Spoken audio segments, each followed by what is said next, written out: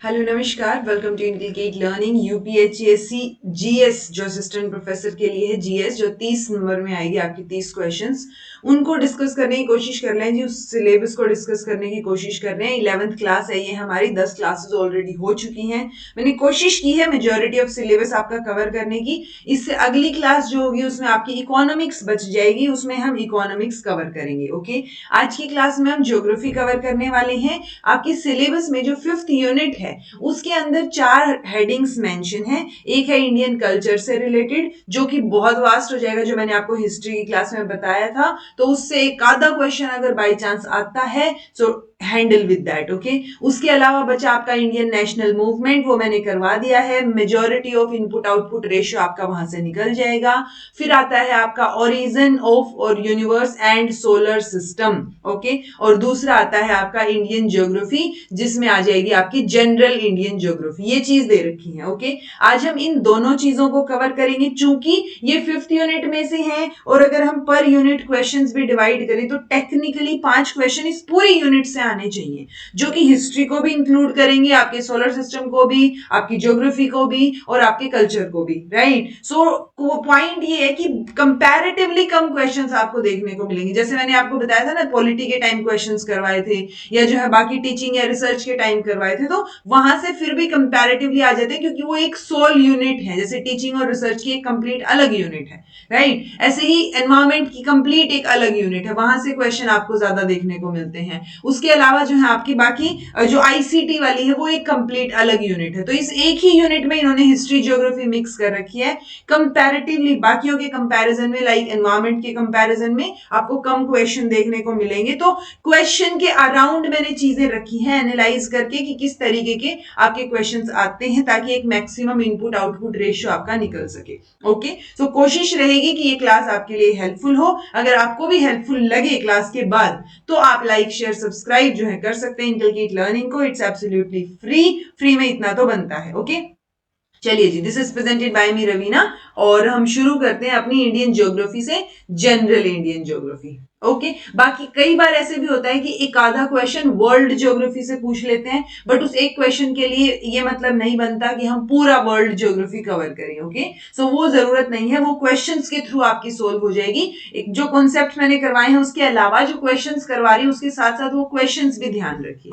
ठीक है, ये है जी पूरा पूरा वर्ल्ड अपना। इस वर्ल्ड में हम कहाँ हैं? हम यहाँ हैं। ये है हमारा इंडिया, ठीक है, हमारा भारत।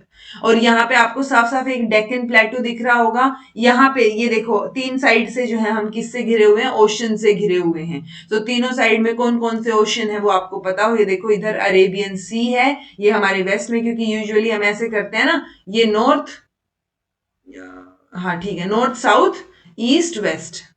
ओके, तो अपने ईस्ट में कौन सा है? बे ऑफ बंगाल है। नीचे की तरफ साउथ की तरफ इंडियन ओशन है, और ईस्ट वेस्ट की तरफ जो है अपने लेफ्ट की तरफ क्या आ गया अपना? ये अरेबियन सी आ गया। तो ये 3 चीजें और 3 नाम आप याद रखेंगे, क्योंकि यूजुअली मतलब बहुत बेसिक सा कॉन्सेप्ट है। जब यहाँ अरेबियन सी में हवाओं का वो होता है ना, दौर चलता है, तो यहां से मतलब बहुत रॉ लैंग्वेज में बता रही हूं, यहां से अपना मॉनसून आना शुरू होता है। तो सबसे पहले केरला में अपना मॉनसून पहुंचता है, बारिश पहले वहां होती है सबसे पहले, उसके बाद धीरे धीरे करके इधर आती है। जो जाता हुआ मॉनसून है, जाता हुआ मॉनसून ऐसे जाएगा तो वो यहाँ तमिलनाडु में बारिश करके जाता है सबसे लास्ट में। ओके, चलिए, ये है जी मेजर अर्थ के बारे में चीज जो आपको पता होनी चाहिए। ये अपनी अर्थ है, हेमिस्फीयर इसको हम बोल देते हैं, हेमी नहीं स्फीयर बोल दो। तो 2 स्फीयर्स में हम इसको डिवाइड, 2 हेमिस्फीयर्स में डिवाइड कर देते हैं। बीचों बीच हमने अर्थ की एक लाइन खींच रखी है, इमेजिनरी लाइन 0 डिग्री पे, जो कि इक्वेटर है।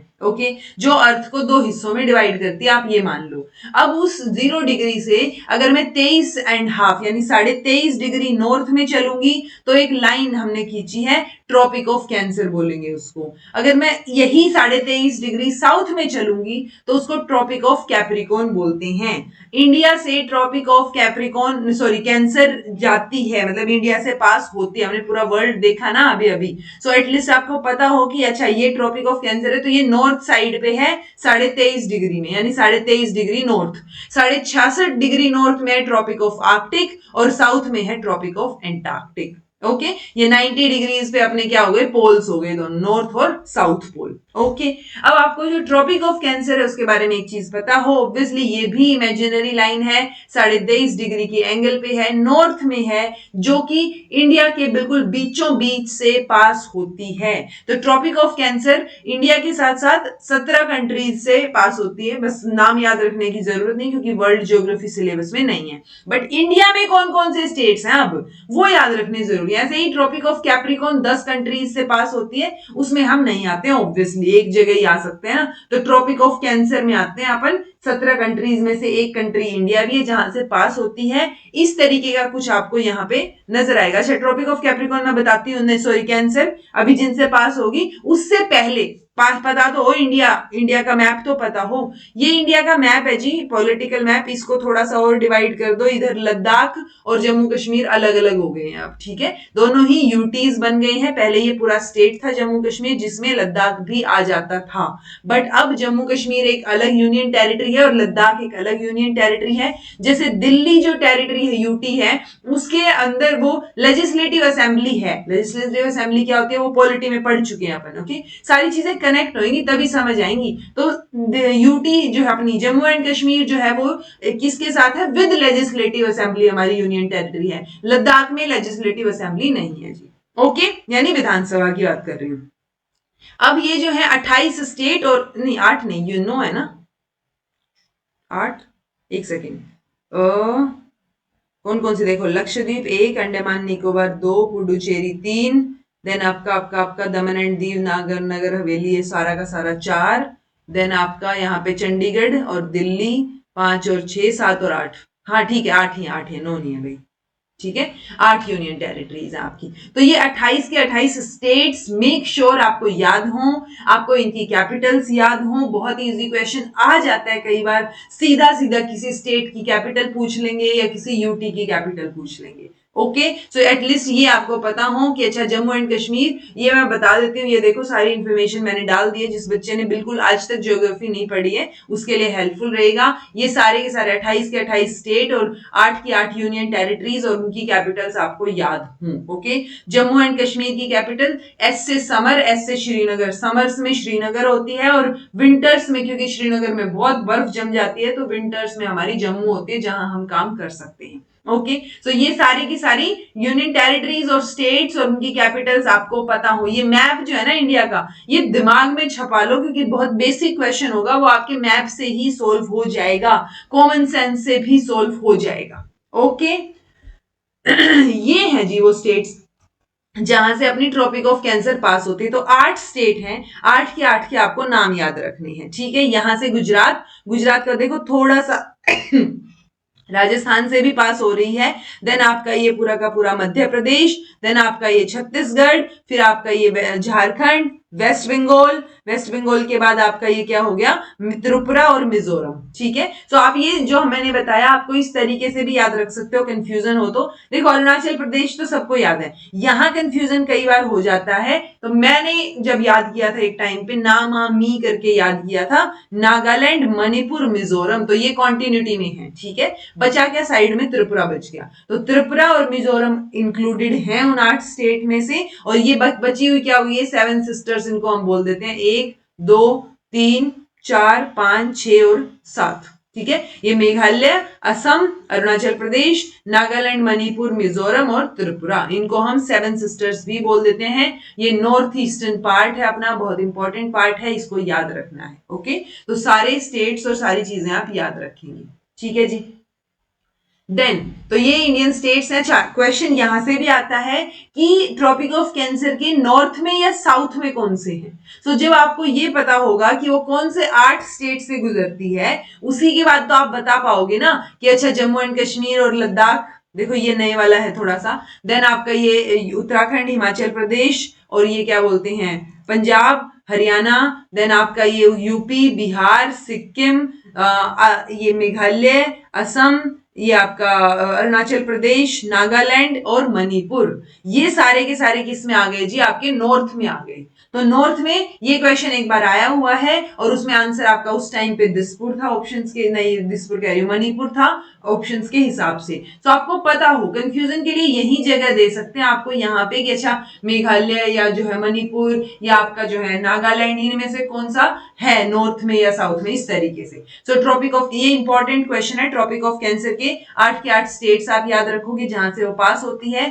नॉर्थ में और साउथ में कौन से स्टेट्स हैं, नॉर्थ साउथ तभी याद रख पाओगे जब आपको पूरा का पूरा मैप पता होगा एटलीस्ट कि अच्छा कहां से कौन सा स्टेट हमारा आता है, कौन से स्टेट की सीमा कहां पर लगती है। तो ये चीजें आपको देखनी पड़ेगी। ओके, देन आते हैं जी हमारे कंट्रीज, क्योंकि ये हमारा भारत है, यहाँ पे अपन क्या है, पाकिस्तान आ गया, यहाँ पे नेपाल आ गया, ये चाइना आ गया, देन आपका यहाँ पे भूटान आ गया, उसके बाद ये बांग्लादेश आ गया, यहाँ पे अपना श्रीलंका आ गया पैरों में, और कितने हो गए, और अफगानिस्तान की भी थोड़ी सी टेरिटरी लगती है, ऑल्दो वो पीओके से लगती है, पाकिस्तान ऑक्यूपाइड कश्मीर, बट उसको हम अपना हिस्सा ही मानते हैं। तो हम मानते हैं कि अच्छा अफगानिस्तान भी हमारे कंट्रीज में आएगा, नेबरिंग कंट्रीज में। तो 1 2 3 चाइना, 4 नेपाल, 5 भूटान, 6 बांग्लादेश और 7वां अपना ये है, क्या बोलते हैं, श्रीलंका, यही है ना, 3 3 6 1 7, यही है। देखो बांग्लादेश, चाइना, पाकिस्तान, नेपाल, म्यांमार, अच्छा म्यांमार भी तो है, अफगानिस्तान भी है। एक मैंने कौन कौन से बताए, हमने बताए 1 2 अफगानिस्तान, 3 चाइना, 4 नेपाल, 5 भूटान, 6 7 और 8, 8 है ना, 3 3, कंफ्यूज है, मैं क्या बता रही हूँ।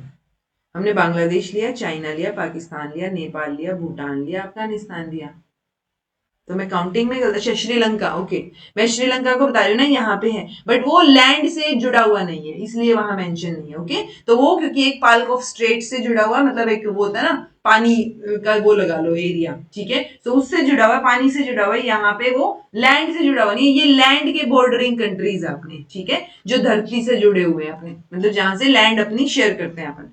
तो ये बांग्लादेश कौन कौन से स्टेट्स जो है उनसे टच होता है, ये भी याद रखना पड़ेगा आपको, वेस्ट बंगाल, त्रिपुरा, मेघालय, असम और मिजोरम।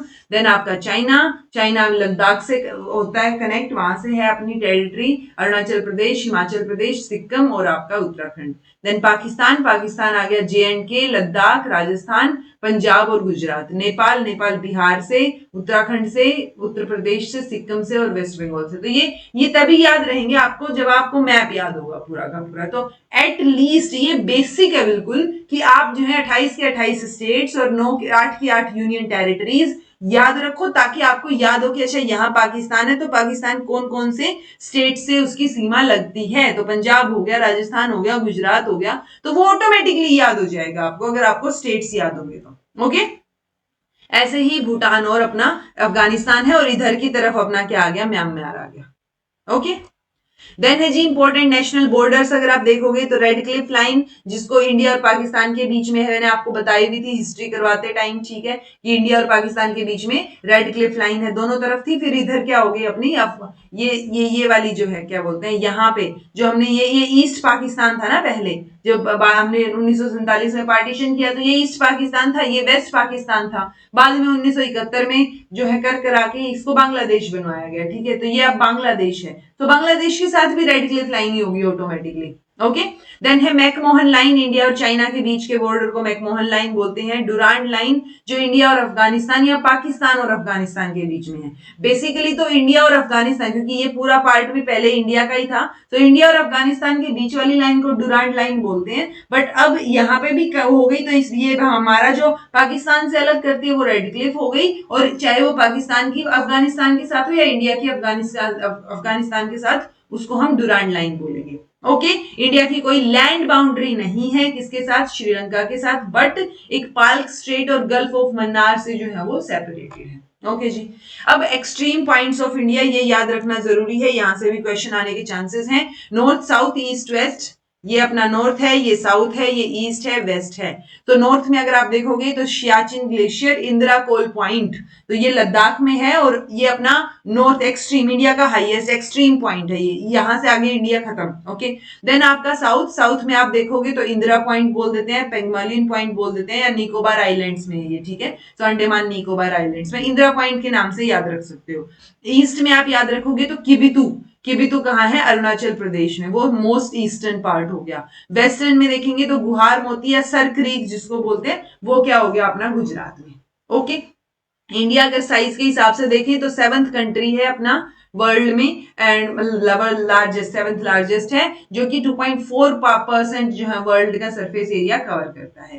एरिया जो कवर है वो 3.287 मिलियन किलोमीटर स्क्वायर है। इसको हम यूजुअली कैसे किलोमीटर्स में मेजर करते हैं? नॉर्थ टू साउथ और ईस्ट टू वेस्ट, इस तरीके से इसको मेजर करते हैं। ईस्ट टू वेस्ट में वही एक्सट्रीम पॉइंट्स जोड़ दिए, जो हमने 4 एक्सट्रीम पॉइंट्स यहाँ पे किबिथु की बात की, यहाँ पे सर क्रीक की बात की, यहाँ सियाचिन ग्लेशियर की बात की जो अपना एक्सट्रीम पॉइंट है, यहाँ पे यहाँ फर्दर इधर इधर इधर बात की, इधर जो अपने ये अंडमान निकोबार आइलैंड्स है ना, वहां पे भी देखा हमने। तो ओवरऑल हम जब देखते हैं तो ये क्या हो गया 29-33 किलोमीटर, और इधर नॉर्थ साउथ देखोगे तो 32-14 किलोमीटर। ठीक है, तो ये चीज आपको याद रखनी है, 29-33 और 32-14।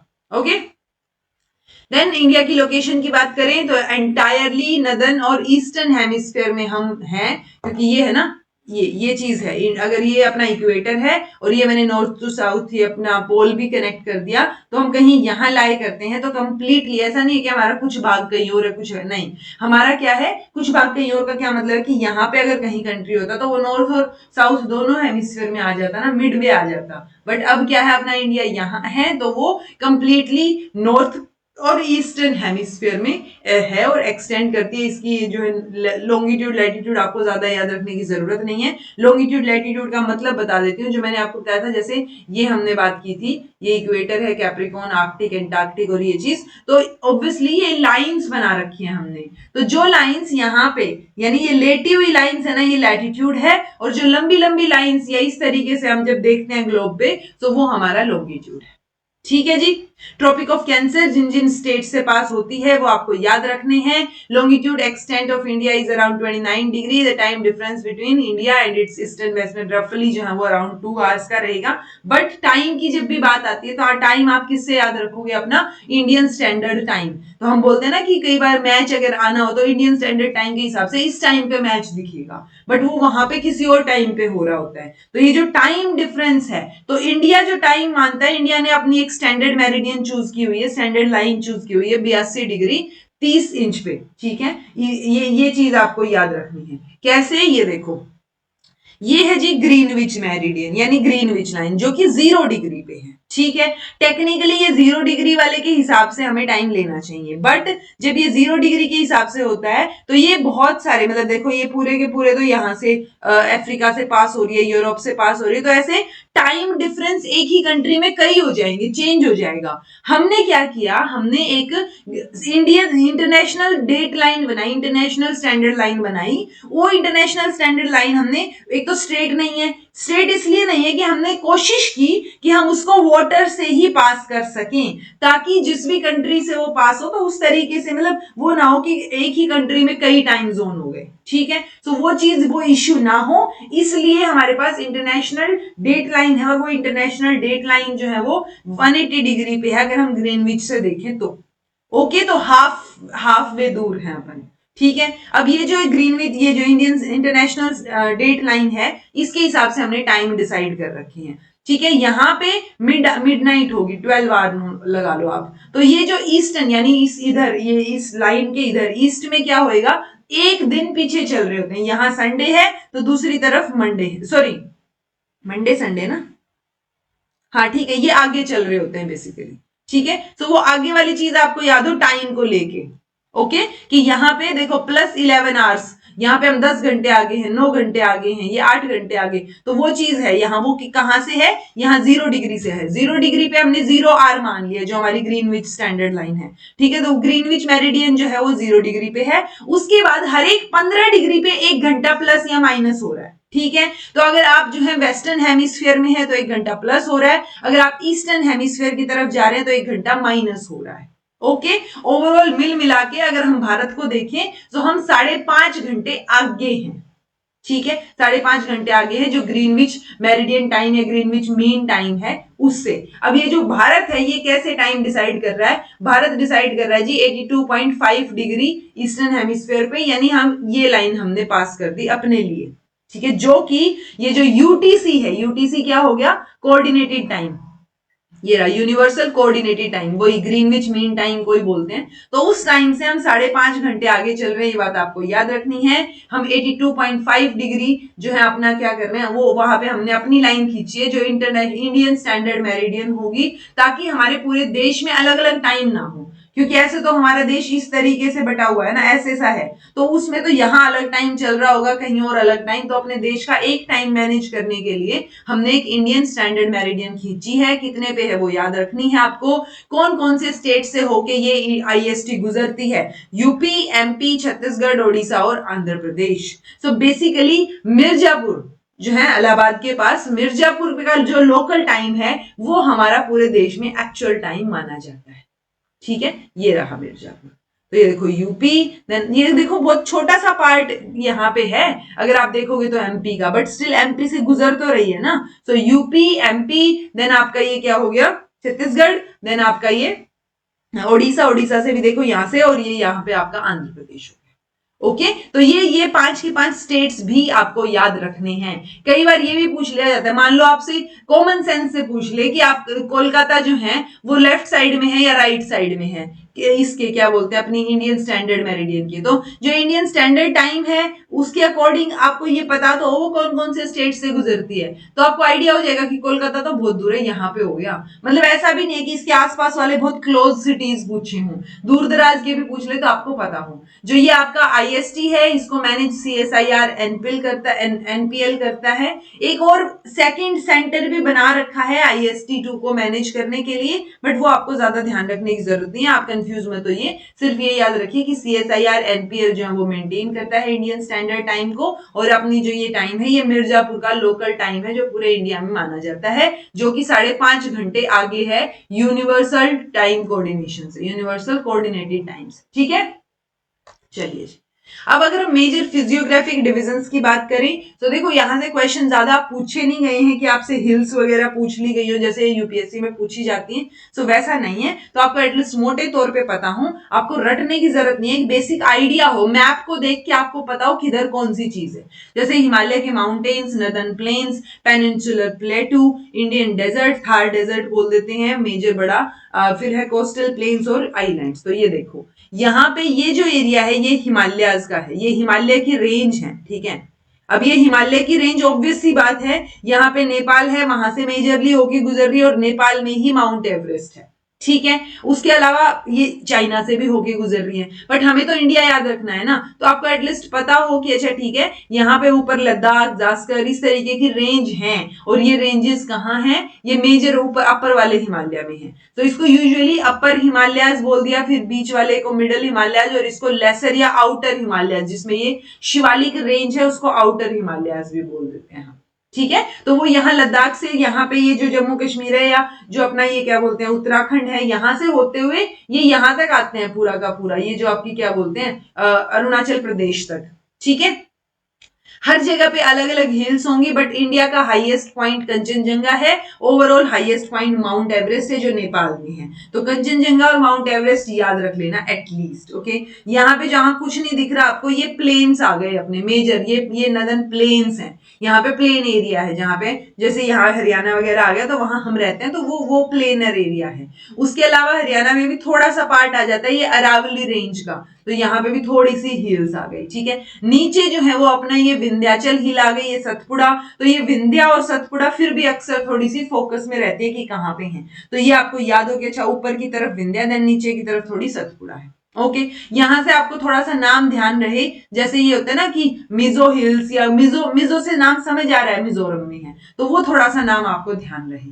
देन नीचे की तरफ आप थोड़ा और देखोगे तो ये जो एरिया है ये वेस्ट में है, इसको वेस्टर्न घाट बोलते हैं, इसको यहाँ पे मुंबई में, महाराष्ट्र वगैरह में सह्याद्रीज बोलते हैं, महाराष्ट्र कर्नाटका में। तो ओवरऑल ये वेस्ट में है, तो ये जो पानी के साथ कोस्टल एरिया है ये वेस्टर्न घाट्स हो गए हमारे। ओके, अब पानी से याद आया कि आपको स्टेट्स अगर याद होंगे तो ऑब्वियसली आपको समझ आ जाएगा कि देखो ये गुजरात, देन ये महाराष्ट्र, देन कर्नाटक, देन आपका यहाँ पे क्या बोलते हैं केरला।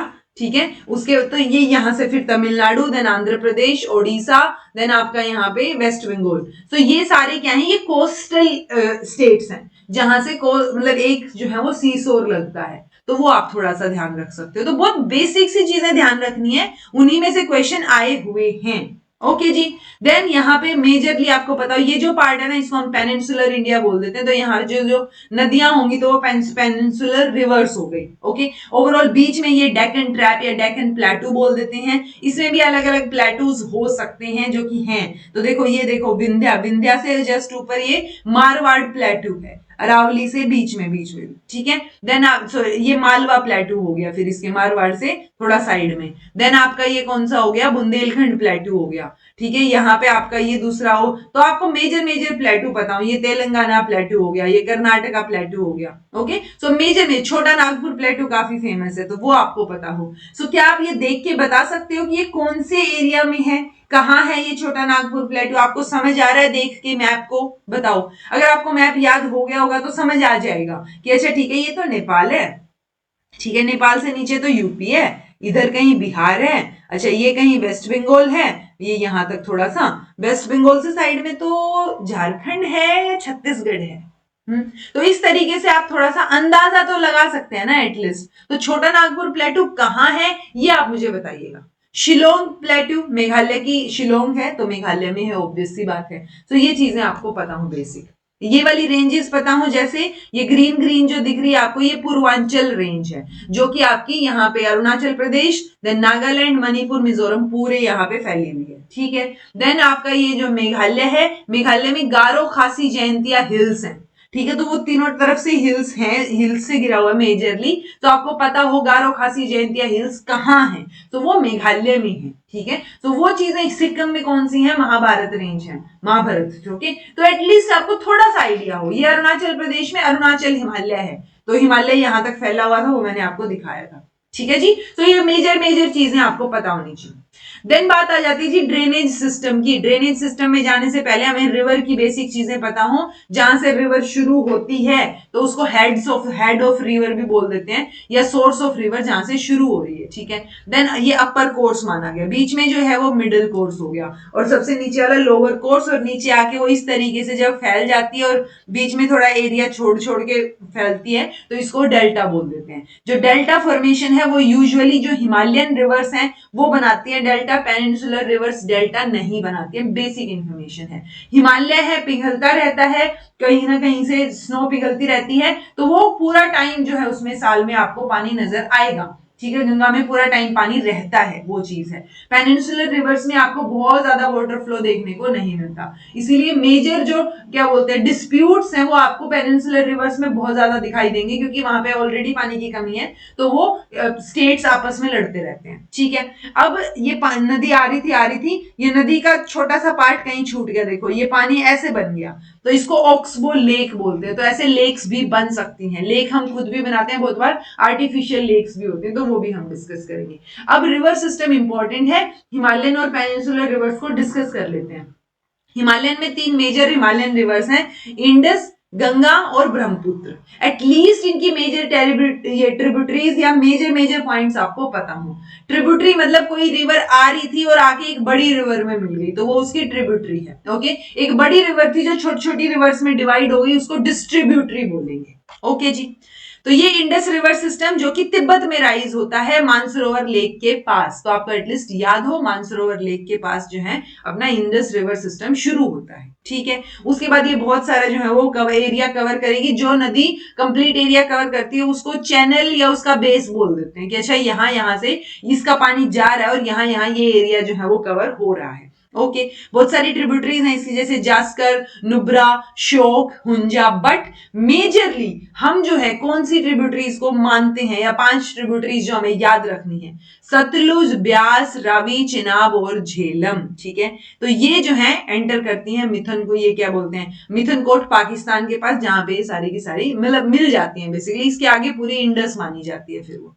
ठीक है, सो वो इन सबसे मिल के ये सारी की सारी ट्रिब्यूटरीज मिलके फिर अपनी इंडस बनती है। तो एटलीस्ट आपको ये पता हो कि जो है इंडस का बेसिन कौन सा है, कहां कहां वो चैनल है उसका। सो इंडिया में लद्दाख, जम्मू कश्मीर, हिमाचल प्रदेश और पंजाब, और बाकी सारा का सारा पाकिस्तान में है। ओके ये याद हो, ये पांचों की पांचों ट्रिब्यूटरीज का नाम याद हो, सतलुज, गंगा, सॉरी, सतलुज, ब्यास, रावी, चेनाब, झेलम। ठीक है, ये सारी की सारी बताओ। जो ब्यास है वो कंप्लीटली इंडिया में ही बहती है, वो इसमें नहीं बहती, क्या बोलते हैं, पाकिस्तान में नहीं बहती। ये क्वेश्चन भी आया हुआ है, हो सकता है दोबारा पूछ लिया जाए कि कौन सी ट्रिब्यूटरी जो है या कौन सी नदी जो कंप्लीटली इंडिया में ही फ्लो करती है, तो वो ब्यास है, क्योंकि वो इसमें इंडस में मिलने से पहले ही मिल चुकी है। ओके, तो वो चीज क्या हो गई, मतलब इट्स लाइक वो इंडिया में ही खत्म हो गई, ये याद रखो। ओके, एक इंडस वाटर ट्रीटी है जी, क्योंकि भारत और पाकिस्तान दोनों में सेम नदी बह रही है, तो ऑब्वियसली पानी को लेके मसला होएगा, इश्यू होएगा। सो इंडस वाटर ट्रीटी 1960 में जो है वो साइन की गई, जिसके अकॉर्डिंग इंडिया, क्योंकि ऑब्वियसली अपर पार्ट है, अगर चाहे इंडिया तो सारा पानी रोक लेगा, ऐसे तो नीचे तक जाएगा ही नहीं पाकिस्तान के पास पानी, तो इसलिए इंडिया जो है वो ओनली 20% ऑफ वाटर यूज कर सकता है जो इंडस वाटर सिस्टम में एग्जिस्ट करता है। और ये यूजुअली पाकिस्तान, पंजाब में, हरियाणा में, southern western part of Rajasthan, यहां पे जो है इरिगेशन के लिए इनका पानी इस्तेमाल होता है। ओके, देन है जी गंगा, दूसरी मेजर रिवर, नेशनल रिवर बोलते हैं इसको। हेडवाटर्स ऑफ गंगा, यानी ऊपर की तरफ से गंगा को देखें तो वो भागीरथ, जो कि गंगोत्री ग्लेशियर से निकल रही है, भागीरथ, और अलकनंदा जो है वो देव प्रयाग उत्तराखंड में आके मिल जाती है। ओके, तो कहां मिलती है भागीरथी और अलकनंदा? देवप्रयाग में। हरिद्वार में गंगा एमर्ज होती है from mountains on the plains, तो यहाँ माउंटेन से प्लेन में आ गई गंगा। गंगा की बहुत सारी ट्रिब्यूटरीज हैं, मेजर ट्रिब्यूटरीज आपको याद रखनी है, यमुना, घाघरा, गंडक और कोसी।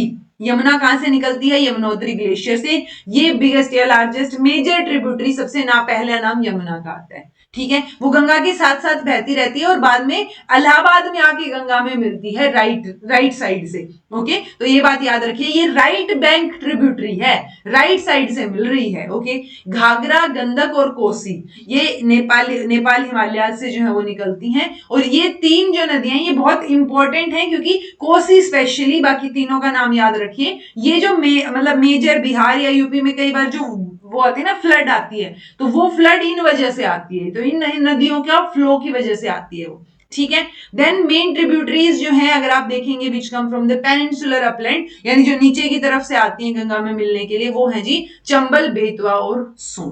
तो ये भी आपको याद हो, गंगा की लेंथ जो है वो हम 2500 किलोमीटर मान रहे हैं। तो ओवरऑल एटलीस्ट गंगा के बारे में याद रखना, गंगोत्री ग्लेशियर से निकलती है। मेन ट्रिब्यूटरी आपको दोनों तरफ नजर आएंगी, राइट बैंक ट्रिब्यूटरी में यमुना और सोन आ गई, जबकि दूसरी तरफ से आपकी गोमती, घाघरा, गंडक, कोसी, ये लेफ्ट बैंक ट्रिब्यूटरीज हो गई। स्टेट्स जो पास होती है जहां से गंगा, उत्तराखंड, उत्तर प्रदेश, बिहार, झारखंड और वेस्ट बंगाल। ओके, उसके बाद जाके वो बांग्लादेश में चली जाती है। नेशनल रिवर कंजर्वेशन प्लान, तो सबसे पहले जो है नेशनल गंगा एक्शन प्लान चालू किया गया था 1985 में। Okay, the Ganga action plan was expanded to cover other rivers under national river conservation plan, तो उसको एक्सटेंड कर दिया गया 1995 में। बट अच्छा, गंगा को जो है वो धोने का प्लान है या साफ रखने का प्लान है, एक्शन प्लान है, वो 1985 का है, वो आप बात याद रखिएगा। Okay, enlarged with waters from its right bank and left bank tributaries, Ganga जो है वो बाद में जाके फरक्का, वेस्ट बंगाल, ये लास्ट डेस्टिनेशन आप लगा सकते हो इसका। उसके बाद जो है वो नदर मोस्ट पॉइंट, फिर वो गंगा कहाँ चली गई? बांग्लादेश में चली गई। बांग्लादेश में जाते ही गंगा को पद्मा बोला जाता है। ठीक है, तो पद्मा, और उधर से ब्रह्मपुत्र को जमुना बोल देंगे जैसे ही वो किस में एंटर करेगी? पाकिस्तान, बांग्लादेश में एंटर करेगी। तो ये पद्मा और जमुना जब मिल गई तो उसको हम मेघना रिवर बोल देंगे। ठीक है, अब ये मेघना रिवर जो टेक्निकली गंगा और ब्रह्मपुत्र से मिलके बनी है, ये जाके जो है वो कहा? सुंदरबन डेल्टा बनाते। ठीक है जी, देन है ब्रह्मपुत्र राइजेज इन तिब्बत, तो तीसरा है अपना ब्रह्मपुत्र। ब्रह्मपुत्र भी याद रखेंगे, ईस्ट ऑफ मानसरोवर लेक, जो वही तिब्बत में, वहां से ये निकलती है। थोड़ा सा क्लोज ही है ये, जो इंडस और सतलुज जहां से निकलती है वो वाला क्लोज सोर्स है ये। ठीक है, देन इंडिया में आके ये यू टर्न लेते, मतलब ये नामचा बारवा पे पहुंच गए, यू टर्न लेगी और फिर इंडिया में एंटर करेगी। ठीक है, तो नाम कहां से? नामचा बारवा से यू टर्न लेके इंडिया में एंटर करती है, ये बात याद रखनी है। कहां से एंटर करेगी? ऑब्वियसली अरुणाचल प्रदेश से एंटर करेगी। जहां से एंटर कर रही है उसको दिहांग बोलते हैं, उस जॉर्ज को, and it is joined by Dibang, Lohit और भी बहुत सारी ट्रिब्यूटरीज हैं। तो एटलीस्ट दिबांग और लोहित को याद रख लो आप। ठीक है, लोहित कहां किसकी है? ब्रह्मपुत्र की ट्रिब्यूटरी है।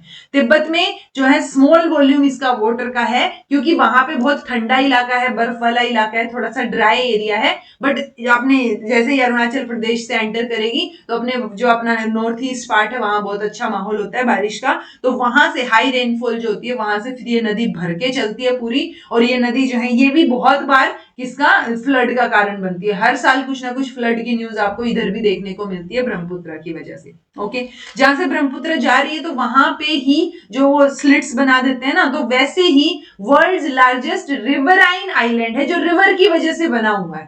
ठीक है, तो ये बात आप याद रखिए, मजुली आइलैंड, और ये 2016 में पहला आइलैंड है इंडिया में जिसको डिस्ट्रिक्ट बना दिया गया, first island in India to made a district. ठीक है, सो रिवर इन आसाम, तो ब्रह्मपुत्र रिवर आसाम में मजुली नाम का आइलैंड बनाती है जो कि वर्ल्ड्स लार्जेस्ट रिवराइन आइलैंड है जो एक रिवर ने बनाया है। सो मजुली को याद रखो, 2016 में मजुली जो है वो भारत का पहला आइलैंड बनता है जिसको डिस्ट्रिक्ट बना दिया हमने। ओके जी, देन आती हैं पेनिनसुलर रिवर्स, यानी जो अपना ये नीचे वाला भाग है यहाँ पे जो रिवर्स हैं। ठीक है, सो नीचे वाले में मेन जो पेनिनसुलर रिवर्स हैं वो आपको दिखेंगी फॉर्म्ड बाय वेस्टर्न घाट्स। ठीक है, which runs from north to south close to the western Ghat, तो वो नॉर्थ टू साउथ आपको जाती हुई नजर आएंगी। मेजोरिटी ऑफ रिवर्स जो है पेनिनसुला की, जैसे महानदी होगी, गोदावरी होगी, कृष्णा होगी, कावेरी होगी, ये ईस्टवर्ड फ्लो करती है, यानी ये इधर फ्लो करती हैं। तो यहाँ पे आपको मेजरली ये रिवर्स नजर आएंगी, महानदी, गोदावरी, कृष्णा, कावेरी। ठीक है, जो कि बे ऑफ बंगाल में जा रही है, ऑब्वियस सी बात है। अरेबियन सी में बहुत कम नदियां जाती हुई नजर आएंगी, उसमें से आपको नर्मदा और तापी, ये दो ही लॉन्ग रिवर्स हैं जो कि वेस्ट की तरफ फ्लो करती हैं, यानी वेस्टर्न घाट से क्रॉस करके ये यहाँ पे अरेबियन सी में जाके मिलती है। ठीक है, इनका बेसिन जो है, यानी जितने एरिया में ये पानी फैलाती हैं या जितने एरिया में इनका पानी यूज होता है वो छोटा होता है एज कंपैरिजन टू जो अपनी हिमालयन रिवर्स है। तो गंगा का सबसे लार्जेस्ट बेसिन माना गया है, सबसे लार्जेस्ट बेसिन गंगा का है, वो याद रखिएगा। उसके बाद आते हैं जी नर्मदा और तापी के बारे में पढ़ लेते हैं। नर्मदा कहां से अराइज होती है? अमरकंटक हिल मध्य प्रदेश से। एटलीस्ट दो इंफॉर्मेशन याद रखो, एक तो नर्मदा जो है वो मध्य प्रदेश और गुजरात, इनका ये पार्ट कवर करती है, यानी यहाँ पे पानी जाता है उसका ठीक है, नर्मदा बेसिन का, और अमरकंटक हिल से निकली है, वो याद रख लो एटलीस्ट ये दो इंफॉर्मेशन। तापी बेसिन की बात करोगे तो सतपुड़ा रेंज से, मैंने दिखाई थी ना विंध्या रेंज, उसके नीचे फिर सतपुड़ा है, तो सतपुड़ा रेंज से जो है वो तापी निकलती है, बैतूल डिस्ट्रिक्ट ऑफ मध्य प्रदेश। तो ये दोनों ही मध्य प्रदेश से राइज हो रही है, ये बात आप याद रख सकते हो। ओके, इसका बेसिन भी मेजरली मध्य प्रदेश, गुजरात, महाराष्ट्र का कवर करेगा पार्ट, और कोस्टल प्लेन्स जो हैं बीच में, जो वेस्टर्न घाट और अरेबियन सी के बीच में कोस्टल प्लेन्स हैं, वहां पे ये पानी देगी। Okay, main west flowing rivers इसके अलावा भी जैसे साबरमती, माही, ये आपका भरतपुजा और आपकी पेरियार, तो ये भी हैं, और भी आप जो है और भी स्टेट्स को फाइंड कर सकते हैं जहां पे इनका पानी जाता है, बट उसकी जरूरत नहीं है। आप सिर्फ इतना ध्यान रखिए कि ये कहां से निकल रही है, कहां से इनका ओरिजिन है। ओके, गोदावरी भी लार्जेस्ट पेनिनसुलर रिवर जो है वो मानी जाती है, इसकी लेंथ 1500 किलोमीटर है। ऑब्वियस सी बात है, नर्मदा और तापी को छोड़ के बाकी सारी नदियां, अगर कुछ ना समझ आए तो तुक्का भी लगाओ तो कैलकुलेटेड गैस होगा कि नर्मदा और तापी लॉन्ग रिवर हैं जो अपने वेस्टर्न घाट्स की तरफ जाके और अरेबियन सी में मिलती है, बाकी सारी तो बे ऑफ बंगाल की तरफ ही जाती है, वहां ड्रेन होती है। ओके, सो ड्रेनेज बेसिन जो है वो भी लार्जेस्ट है इसका पेनिनसुलर रिवर्स में। ठीक है, बेसिन कौन कौन से पार्ट को कवर कर रहा है? ये महाराष्ट्र को कर रहा है, देन आपका मध्य प्रदेश, ओडिशा और आंध्र प्रदेश, ये पार्ट्स को कवर कर रहा है। गोदावरी में भी बहुत सारी जो है ट्रिब्यूटरीज जुड़ती हैं, पूर्णा, वर्धा, प्रणिता, मंजरा और ये वाणीगंगा और पेनगंगा। तो मंजरा, वाणीगंगा, पेनगंगा, ये मेजर ट्रिब्यूटरीज हैं, लार्ज ट्रिब्यूटरीज हैं, तो एटलीस्ट इन तीन का नाम याद रख लो, सारी नहीं होगी तो। इसको दक्षिण की गंगा भी बोलते हैं, ये क्वेश्चन आया हुआ है, दक्षिण की गंगा किसको बोलते हैं एक बार शायद, तो ये चीज ध्यान रखिएगा, दोबारा आने के चांसेस हैं। ओके, ये जो पेनिनसुलर रिवर्स हैं ये डेल्टा नहीं बनाती हैं, सिर्फ नर्मदा और तापी जो हैं वो अपभ्रंशा वैली से होते हुए वो अरेबियन सी में मिलती हैं। मेजर रिवर्स जो हैं इस रीजन की, वो नर्मदा, तापी, माही, लूनी, साबरमती, ये हैं। ठीक है, लूनी का भी, अच्छा लूनी की इंफॉर्मेशन एक बताओ, कुछ आपको याद हो तो, राजस्थान से ये रिलेटेड है, राजस्थान या गुजरात से, तो ये कहां से ओरिजिनेट होती है लूनी? क्योंकि इससे रिलेटेड ये इंपॉर्टेंट हो सकती है शायद। Okay, at least UPSC point of view से तो होती है, तो हो सकता है यहां भी पूछ ली जाए। ओके तो लूनी का ओरिजिन पॉइंट बताइएगा मुझे सर्च करके। Rivers falling into bay of Bengal वो हैं स्वर्ण रेखा, देन आपकी ये क्या बोलते हैं महानदी, गोदावरी, कृष्णा, कावेरी, पेनार, वैगई और ताम्रपारनी। ओके जो अरेबियन सी की तरफ जा रही है उसमें सबसे मेजर तो नर्मदा और तापी है, उसके अलावा साबरमती, माही, लूनी और घग्गर ये सारी की सारी अरेबियन सी में जा रही है। इसमें मेजरली बड़ी जो नदियां हैं लंबी वो नर्मदा और तापी है। ओके लूनी रिवर का ओरिजिन आप मुझे बताइए। अब कुछ एक इंपॉर्टेंट फैक्ट्स देख लेते हैं जी रिवर से related. World's largest drainage basin किसका है, वो अपना अमेजोन रिवर का है। कावेरी रिवर जो है वो सेकंड बिगेस्ट वाटरफॉल बनाती है जिसको हम शिव सुंदरम समुद्रम फॉल्स बोलते हैं। ये क्वेश्चन आया हुआ है, कहीं दोबारा ना आ जाए, याद रखो कि ये वाले फॉल्स कौन बनाता है, तो कावेरी बनाती है। ओके देन है hydro electric power generated from the fall is supplied to, यहां से हाइड्रो इलेक्ट्रिक पावर भी जनरेट हो रही है जो मैसूर, बेंगलोर और Kolar gold fields, Kolar gold KGF के बाद कोलार तो याद रहेगा आपको, तो वहां से ये तीनों जगह पे जो है वो सप्लाई करते हैं पावर को। ओके देन कुंचिकल फॉल्स जो है वो कर्नाटका के इन कर्नाटका वो हाईएस्ट या बिगेस्ट वाटरफॉल है इंडिया में। ओके सेकंड टॉलेस्ट वाटरफॉल है ये एशिया का, तो ये भी पूछा जा सकता है। शिव ये आपका ये वाला पूछा गया जो सेकंड बिगेस्ट वाटरफॉल है इंडिया का, तो फर्स्ट या फर्स्ट बिगेस्ट भी तो पूछा जा सकता है ना, तो हाईएस्ट या बिगेस्ट जो है वो क्या रहेगा, कुंचिकल फॉल्स जो कि कर्नाटक में है। नमामि गंगे प्रोग्राम आप याद रखेंगे, ये एक इंटीग्रेटेड कंजर्वेशन मिशन है जिसको एक फ्लैगशिप प्रोग्राम की तरह अप्रूव किया गया। फ्लैगशिप प्रोग्राम हमेशा वो होते हैं जो थोड़े से ज्यादा प्रायोरिटी पे रखे गए हैं। ओके तो जून 2014 में नमामि गंगे दो ऑब्जेक्टिव्स के साथ कि इसको पोल्यूशन से बचाना है, कंजर्व करके रखना है, और जो पोल्यूशन हो गया इसको रिजुविनेट करना है, वापस से ठीक करना है, अच्छी बनाना है गंगा को। तो इसके लिए ये नमामि गंगे प्रोग्राम 2014 में शुरू किया गया था। नर्मदा रिवर कंजर्वेशन मिशन भी शुरू किया गया था किसके द्वारा, मध्य प्रदेश की गवर्नमेंट नमामि देवी नर्मदे के नाम से। तो किसने शुरू किया, मध्य प्रदेश ने, ये बात याद रखो। ब्रह्मपुत्रा को सैंगपो बोलते हैं तिब्बत में और जमुना बोलते हैं बांग्लादेश में। गंगा को गंगा बोलते हैं इंडिया में, और जमुना और उसको क्या बोलते हैं, पद्मा।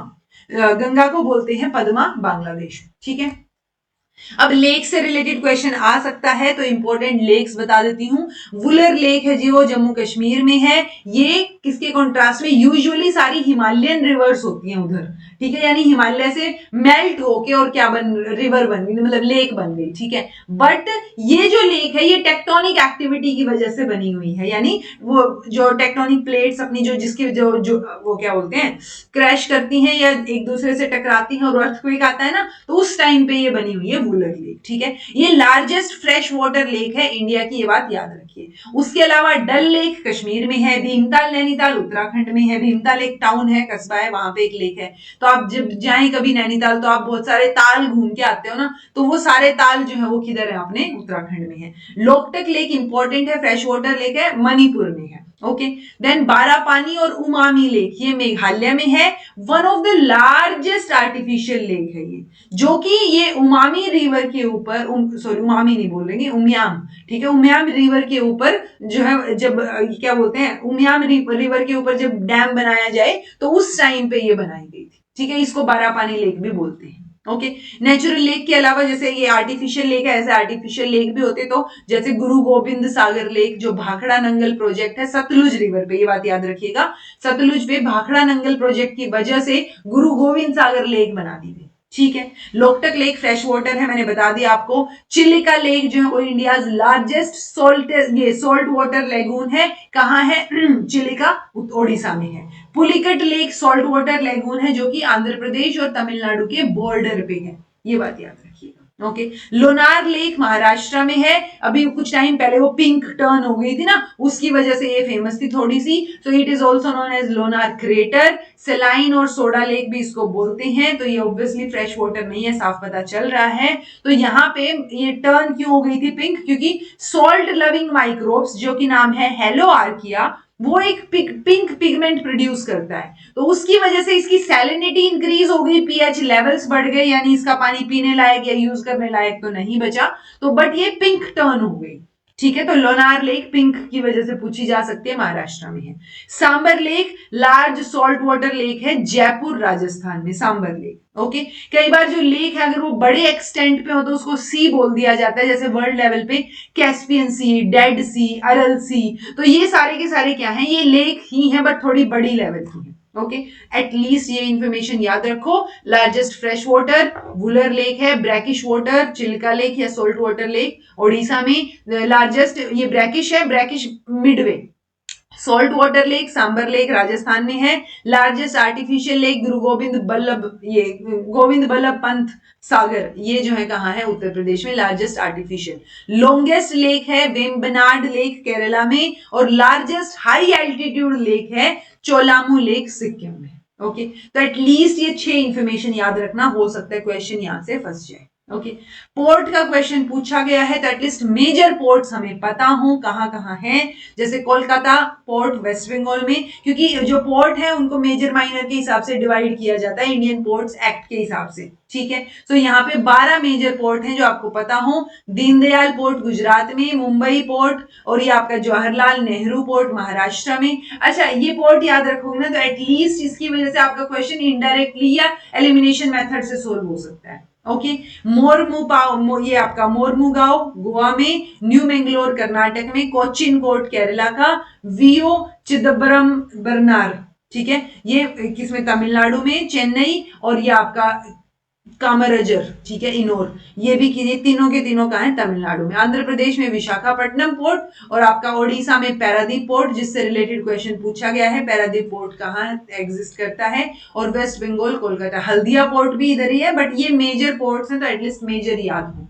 13th पोर्ट जो अंडर कंस्ट्रक्शन है वो महाराष्ट्र में है, वधावन पोर्ट।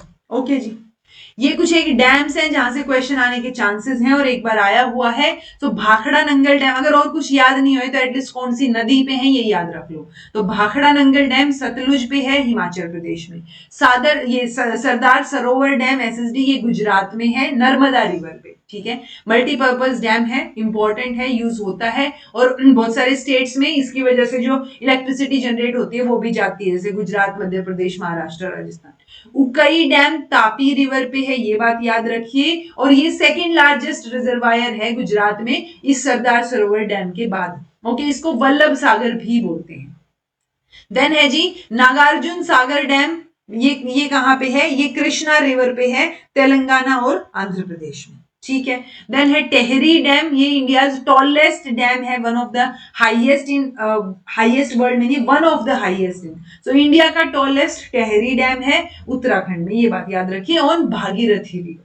ठीक है जी, तो एटलीस्ट कौन सा डैम कौन सी रिवर पे है ये याद रख लो, इनमें से कोई ना कोई ऑप्शन में जरूर मिलेगा, अगर डायरेक्ट नहीं हुआ तो आपका जो है वो एलिमिनेशन से सोल्व हो जाएगा क्वेश्चन। ओके, वोल्केनो से रिलेटेड क्वेश्चन आया हुआ है, तो वोल्केनो की मेजर टर्म्स बता देती हूँ। वोल्केनो ऑब्वियसली ये धरती का सरफेस है, इसके नीचे कहीं वोल्केनो जो है वो उबल रहा है, उबल रहा है, उबल रहा है, तो जो नीचे की तरफ मोल्टन रॉक है उसको मैग्मा बोलेंगे, जब वो बाहर आ गई वो वाली जो है उसको लावा बोलेंगे। ठीक है, इसमें batholith, laccolith, lopolith, phacolith, at least ये याद रखो, ये टर्म्स वोल्केनो से रिलेटेड है। ओके, बैकोलिथ एक इग्नियस रॉक है जो कब बनेगी, जब magma rises into earth crust, but वो सरफेस को इरप्ट करके बाहर नहीं आ पाया है, यानी राइज तो हो रहा है अर्थ क्रस्ट से बट वो बाहर नहीं है, तो वो बैथोलिथ है। ओके, बैठा हुआ, ये याद रख लो।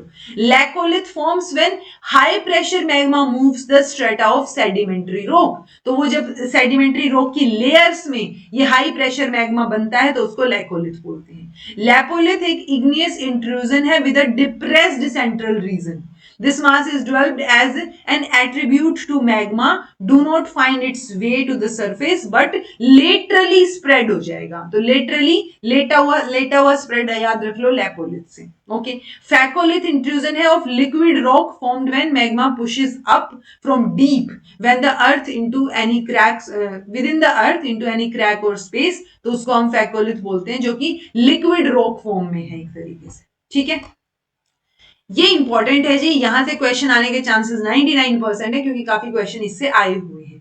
चूंकि पहले जो क्वेश्चन आए हुए हैं वो उस ईयर के हिसाब से पूछे गए होंगे, तो ये करंट के हिसाब से, करंट अफेयर के में भी ये क्वेश्चन आ सकता है। ओके।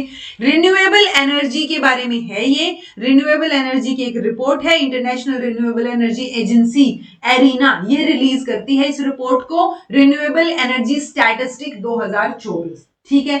इसके अकॉर्डिंग अभी यही लेटेस्ट है, तो यही लेटेस्ट लगा लो कि 2023-24 आप कोई से भी साल के करंट अफेयर आए तो यही लेटेस्ट है अपनी फिलहाल के लिए। तो इसमें इंडिया जो है वो चौथे नंबर पे है, total renewable energy installed capacity. दो चीजें होती हैं, एक तो हमने रिन्यूएबल एनर्जी को जनरेट करने के लिए कैपेसिटी को इंस्टॉल किया है, ठीक है।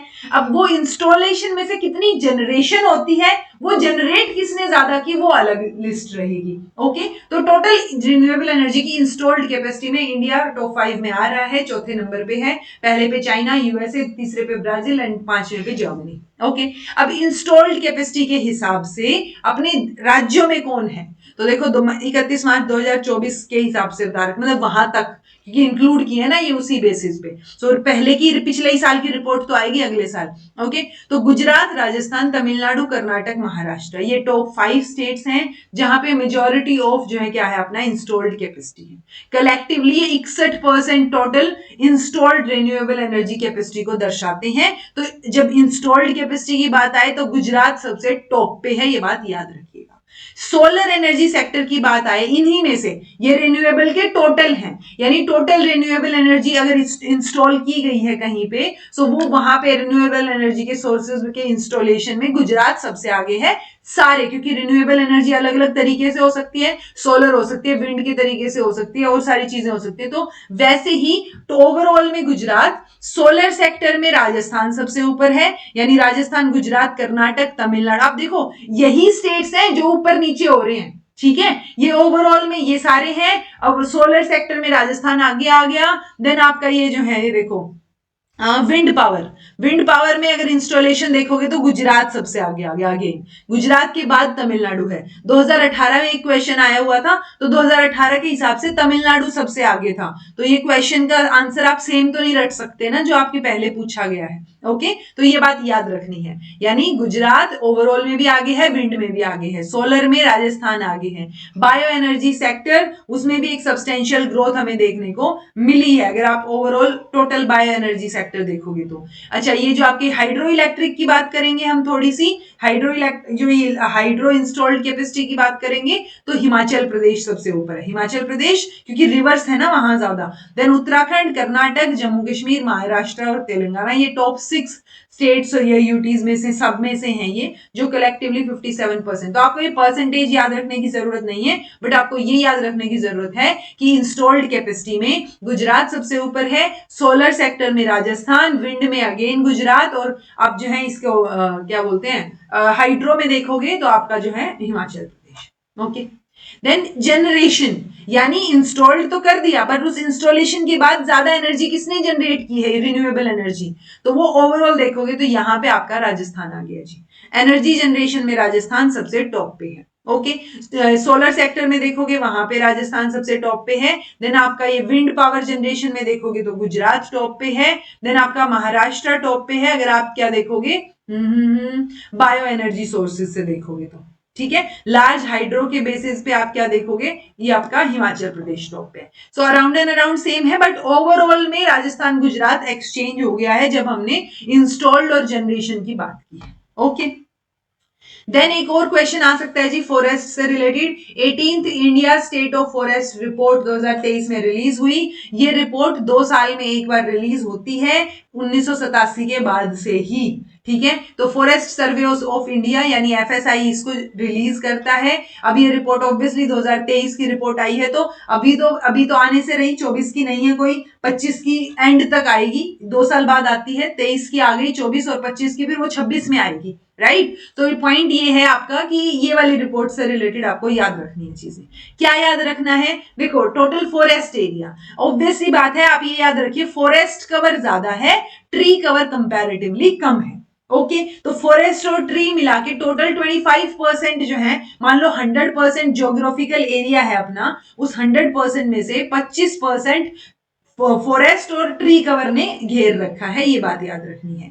उस टोटल में से बचा हुआ 75, उस 75 में से 73 जो है वो नॉन फॉरेस्ट एरिया है, और छोटे मोटे श्रब की ये आपकी श्रब्स आ जाएंगे वो 1% में है, ओके, तो टोटल मिला के 100% हो गया, यानी 100 में से 25% एरिया हमारे भारत का फॉरेस्ट या ट्रीज से घिरा हुआ है। ठीक है, टॉप 3 स्टेट्स आपको याद रखने, ये पूछा जा सकता है, पहले भी पूछा गया है, उस टाइम पे भी मध्य प्रदेश आंसर था, इस बार भी वही सेम ही रहेगा, क्योंकि ये है एरिया वाइज टॉप 3 स्टेट्स जहां पे लार्जेस्ट फॉरेस्ट कवर है। तो मध्य प्रदेश में सबसे बड़ा कवर है, देन आपका अरुणाचल प्रदेश दूसरा, और तीसरे नंबर पे छत्तीसगढ़। ठीक है, अगर आप परसेंटेज के हिसाब से देखोगे, यानी कि ये लक्षद्वीप है, तो लक्षद्वीप का 91% जो है एरिया वो किससे घिरा हुआ है? फॉरेस्ट से।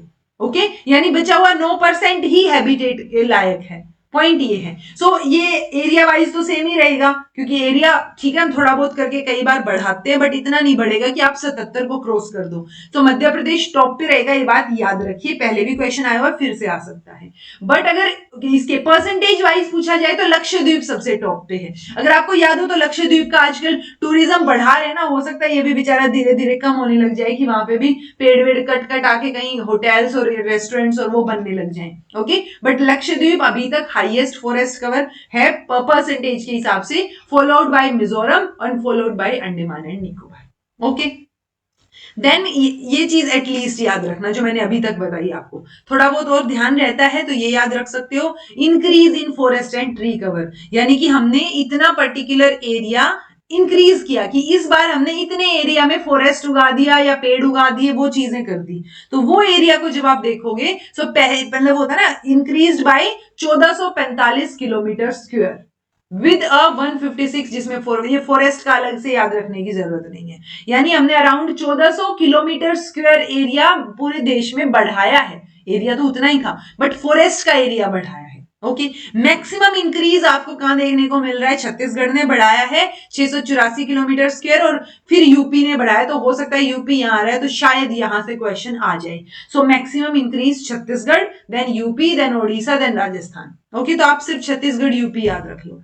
मैक्सिमम अब अलग से फॉरेस्ट कवर शायद ना पूछे, फॉरेस्ट और ट्री मिला के ही है, वो अलग से फॉरेस्ट कवर है, तो फॉरेस्ट कवर सबसे ज्यादा बढ़ाया है मिजोरम ने, followed by Gujarat and followed by Odisha. Largest decrease Madhya Pradesh में, देखो इतना एरिया तो डिक्रीज हुआ है, जबकि स्टिल वो एरिया वाइज ज्यादा है। ओके, चलो फॉरेस्ट फायर देखोगे तो टॉप 3 स्टेट्स जहां पे सबसे ज्यादा फायर एक्सीडेंट्स देखने को मिले हैं 23-24 के सीजन में, उत्तराखंड, ओडिशा और छत्तीसगढ़, तो ये 3 नाम भी याद रख लेना। ओके, देन सॉइल जी, सॉइल से क्वेश्चन आ सकता है, बट एटलीस्ट आपको नाम पता हो। 8 टाइप की सॉइल हम यूजुअली पढ़ते हैं, alluvial soil, black soil, laterite soil, mountain soil, marshy soil, desert और सेलाइन सॉइल। एलुवियल को लोमी सॉइल भी बोलते हैं, लार्जेस्ट एरिया यही कवर करती है इंडिया में। एलुवियल 2 टाइप की रहेगी, खादर और बंगर, तो ये पता हो कि ये 2 टाइप किसके हैं, तो एलुवियल सॉइल की हैं। ब्लैक सॉइल को रेगुर भी बोलते हैं, कॉटन या लावा सॉइल भी बोलते हैं, क्योंकि कॉटन की खेती जो है वो ब्लैक सॉइल में ही की जाती है, बेटर होती है, बहुत बढ़िया अच्छे से आपकी जो है यील्ड निकल के आएगी। सो ये क्वेश्चन आया हुआ है, ब्लैक सॉइल जो है या कॉटन सॉइल किसको बोलते हैं, या कॉटन के लिए कौन सी सॉइल बेस्ट है, ब्लैक सॉइल, तो एटलीस्ट आपको ये मेजर इंपॉर्टेंट इंफॉर्मेशन याद हो। ठीक है, जो ब्लैक कलर है ब्लैक सॉइल का वो टाइटेनी फेरस मैग्नेटाइट की वजह से है। रेड सॉइल बनती है डिसइंटीग्रेशन ऑफ ग्रेवियल या फिर metamorphic rocks. Okay, mountain soil जो है उसको फॉरेस्ट सॉइल भी बोल देते हैं कई बार। ये जनरल फैक्ट्स हैं जो आपको याद हो। Number of national highways India में 599 है। टाइगर अपना national animal, bird peacock, tree banyan, then आपका ये क्या बोलते हैं फ्लावर जो है वो आपका lotus, national symbol Ashoka pillar, anthem Jana Gana Mana, song Vande Mataram. Official language, national language नहीं है ये बात याद रखिएगा, official language Hindi, national script Devanagari, national sentence Satyamev Jayate, then आपका नेशनल फ्लैग ट्राई कलर है, आपका नेशनल रिवर जो है वो गंगा है, गंगा, और गैंगटिक डॉल्फिन जो है वो आपका national aquatic animal. Okay, national river Ganga, ये बात याद रखिए। अब आ जाते हैं हम अपने ओरिजिन ऑफ यूनिवर्स और सोलर सिस्टम से। इसमें से जो मेजर क्वेश्चन एक आधा अगर देखने को मिलेगा तो वो सोलर सिस्टम से मिलेगा, ना कि ओरिजिन से। ओरिजिन का कोई अता पता है नहीं, बहुत सारी थियरीज हैं, कोई बिग बैंग थियरी बताता है, कोई और थियरीज बताते हैं। सो मेजरली यही हम थियरी मान के चलते हैं कि एक बड़ा मतलब टॉप डाउन प्रोसेस है, कि एक सिंगल गैस का बहुत बड़ा क्लाउड था, धीरे धीरे करके वो छोटे छोटे पार्ट्स में डिवाइड हो गया, क्लस्टर्स में, और वहां से फिर अलग अलग गैलेक्सीज चीज बन गई। ठीक है, मिल्की वे गैलेक्सी में अपन रहते हैं, हमारा जो सन है, हमारा जो सोलर सिस्टम है वो मिल्की वे गैलेक्सी में है।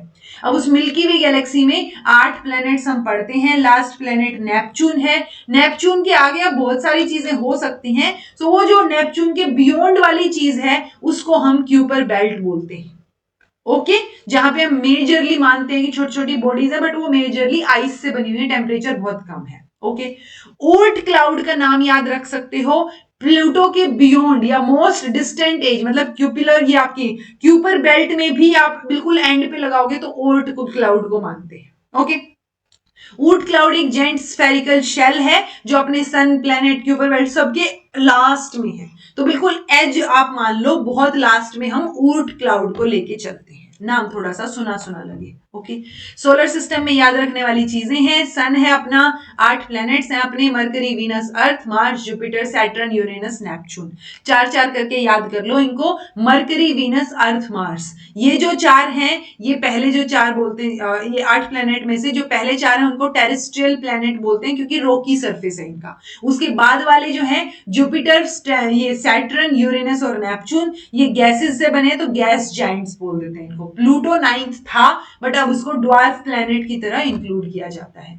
स्मॉलेस्ट प्लैनेट कौन सा है? मरकरी है। तो सबसे पहले इनके बारे में पढ़ लेते हैं। मरकरी स्मॉलेस्ट प्लैनेट, नियरेस्ट है अर्थ के, ठीक है, only slightest larger than earth moon, यानी अर्थ का जो मून है ना, अपना जो नेचुरल सैटेलाइट है मून, उसके जो है उससे थोड़ा सा ही बड़ा है मरकरी, इतना छोटा है। ओके, मरकरी में कोई रिंग, कोई मून है नहीं। सेकंड डेंसेस्ट प्लैनेट है अर्थ के बाद, यानी अर्थ सबसे डेंस प्लैनेट माना जाएगा। ओके, दूसरा है जी वीनस, सेकंड प्लैनेट है अर्थ, सन के, अर्थ के क्लोजेस्ट प्लैनेटरी नेबर है ये अपना। वीनस जो है वो थर्ड ब्राइटेस्ट ऑब्जेक्ट है स्काई में, यानी सन दिखता है अपने को, मून दिखता है, उसके बाद आपको वीनस दिखेगा चमकता हुआ। ठीक है, तो ये थोड़ा सा मोस्टली प्लैनेट की ऑपोजिट डायरेक्शन में स्लोली स्लोली स्पिन करता है। वीनस सिमिलर है स्ट्रक्चर, अगर आप देखोगे स्ट्रक्चर और साइज में अर्थ से, कभी कभी इसको अर्थ का एविल ट्विन या अर्थ का ट्विन भी बोल देते हैं, क्योंकि मेजर सेम चीज से आपको यहां देखने को मिलेगी। सो Venus is one of the only 2 planet on the earth solar system जिसके पास मून नहीं है। ठीक है, तो डजंट हैव मून। तो पहला कौन सा अपना मरकरी है जिसके पास मून नहीं है, और दूसरा अपना वीनस है। ओके, अर्थ के पास क्या है जी? ये ओनली 5th लार्जेस्ट प्लैनेट है, यानी टोटल कितने हैं? पहले 4, अगले 4, 8 है, तो ये जो अगले वाले 4 हैं ये ज्यादा बड़े हैं, और 5वें नंबर पे आ गया धरती। ठीक है, बट अगर हम पहले 4 में या टेरेस्ट्रियल प्लैनेट्स में देखेंगे, फर्स्ट 4 जो क्लोजेस्ट हैं, उनमें सबसे बड़ा अर्थ है। ओके, बात समझ आई? So Earth is the biggest of 4 planet, closest to the sun. सारे के सारे रॉक और मेटल से बने हैं, इसलिए उनको टेरेस्ट्रियल प्लैनेट बोल देते हैं। ये ओनली प्लैनेट है जिसका जो नाम है वो इंग्लिश नेम जो है अर्थ, वो ग्रीक या रोमन माइथोलॉजी से नहीं आता है, वरना सारे प्लैनेट्स का नाम ग्रीक और रोमन माइथोलॉजी से आता है। ओके, इसका नाम ओल्ड इंग्लिश और जर्मनिक इंग्लिश से आ रहा है। ग्राउंड मतलब होता है अर्थ का। ठीक है, देन है जी हमारा जो प्लेनेट है वहां पे ऑब्वियसली बहुत सारे होता है ना, many names for our planet, बहुत सारे नाम है अलग अलग, तो उनको याद रखने की जरूरत नहीं है। अर्थ जो है वो सन के अराउंड ऑर्बिट करती है अपना एक चक्कर, वो it completes 1 rotation every 23.9 hours. तो 24 घंटे हम बोल देते हैं रफली, बट इट इज 23.9 आवर्स। 365 दिन, सिर्फ 365 नहीं, 365.25 डेज। ठीक है, तो वो 25 डेज जो है वो लेती है एक सन के अराउंड एक चक्कर काटने में। खुद के अराउंड लेती है 23 घंटे, 23.9 घंटे। ठीक है, 24 घंटे नहीं है ओवरऑल। तो ये 24 नहीं है, इसीलिए वो लीप ईयर का कॉन्सेप्ट आ जाता है अपना। कैसे? ये देखो पूरा जी यहाँ पे 365.25 है, 25 25 25 25, यानी क्वार्टर वाला पार्ट हो गया ये एक तरीके से। तो जब 4 साल हो जाएंगे तब जाके एक दिन यहाँ पे एक्स्ट्रा देखने को मिलेगा। ठीक है, तो जो एक्स्ट्रा क्वार्टर है एक दिन में of a day represent the challenge of our calendar system. तो हम 365 दिन लेके चलते हैं, बट हमारे कैलेंडर सिस्टम को सन की रोटेशन के हिसाब से, ग्रहों की स्थिति के हिसाब से सही रखने के लिए हमने लीप ईयर इंट्रोड्यूस किया कि हर 4 साल में हम एक दिन ऐड कर देंगे। ओके, और वही अपना लीप डे माना जाता है। जिस साल में वो दिन होता है, फरवरी में वो दिन हमने ऐड किया हुआ है, उसको लीप ईयर बोल देते हैं। ठीक है, अर्थ इज द ओनली प्लेनेट जिसके पास सिंगल मून है। हमारा मून जो है वो ब्राइटेस्ट और मोस्ट फेमिलियर ऑब्जेक्ट है अगर हम रात को स्काई में देखते हैं तो।